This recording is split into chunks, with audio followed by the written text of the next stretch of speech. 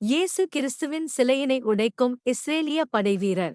தெற்கு லெபனான் பகுதியில் இஸ்ரேலிய படைவீரர் ஒருவர் இயேசு கிறிஸ்துவின் சிலையினை உடைக்கும் புகைப்படம் சமூக வலைத்தளங்களில் அதிகமாக பகிரப்பட்டு வரும் நிலையில் அந்த சம்பவம் உண்மையானது என்று இஸ்ரேல் இராணுவம் தெரிவித்துள்ளது. இஸ்ரேலிய இராணுவ வீரர் ஒருவர் ஜகம்மர் கருவியை பயன்படுத்தி இயேசு சிலையின் தலைப்பகுதியை உடைக்கும் காட்சி அந்த புகைப்படத்தில் பதிவாகியுள்ளது. லெபனானின் டெபல் கிராமத்தில் இந்தச் சிலை அமைந்துள்ளது. மத உணர்வுகளை புண்படுத்தும் வகையிலான இந்த சம்பவம் சர்வதேச அளவில் பெரும் கண்டனங்களை எழுப்பியுள்ளது. அமெரிக்கா கைப்பற்றிய ஈரானிய கப்பலில் சீனா ஏவுகணைக இரசாயன பொருட்கள். வெளியாகிய அறிக்கை. சமீபத்தில் அமெரிக்க கடற்படையால் இடைமறிக்கப்பட்ட ஈரானிய கப்பல் சீனாவிலிருந்து ஏவுகணைகளுக்கான இரசாயன பொருட்களை ஏற்றி வந்துள்ளது என ஐக்கிய நாடுகள் சபையின் முன்னாள் அமெரிக்க தூதரும் டொனால்ட் ட்ரம்பின் குடியரசுக் கட்சியைச் சேர்ந்தவருமான நிக்கி ஹேலி தெரிவித்துள்ளார். தனது எக்ஸ் தளத்தில் பதிவிட்ட ஒரு பதிவில் ஹேலி இவ்வாறு கூறியுள்ளார்.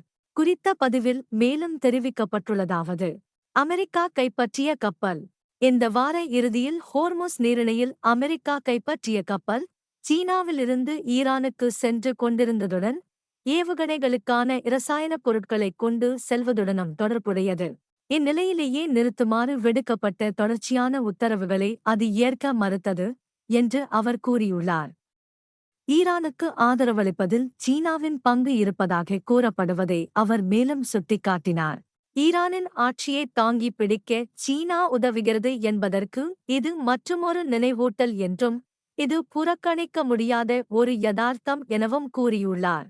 இத்தகைய ஒத்துழைப்பை கண்டுகொள்ளாமல் இருப்பது நாளுக்கு நாள் கடினமாகி வருவதாகவும் அவர் எச்சரிக்கை விடுத்துள்ளார்.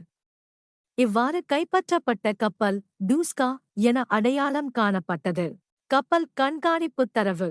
இது ஏற்கனவே அமெரிக்க தடைகளுக்கு உள்ளான ஈரானிய இஸ்லாமிய குடியரசு கப்பல் போக்குவரத்து நிறுவனத்தின் ஐரிஸில் வலையமைப்பின் ஒரு பகுதி எனக் கூறப்படுகிறது.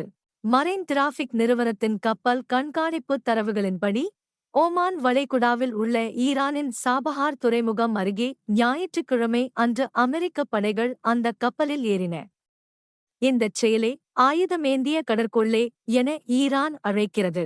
அந்த கப்பல் சீனாவிலிருந்து புறப்பட்டதாக ஈரான் இராணுவம் கூறியதுடன் அமெரிக்காவின் இந்த நடவடிக்கையே ஆயுதமேந்திய கடற்கொள்ளை என வன்மையாக கண்டித்ததமே குறிப்பிடத்தக்கது.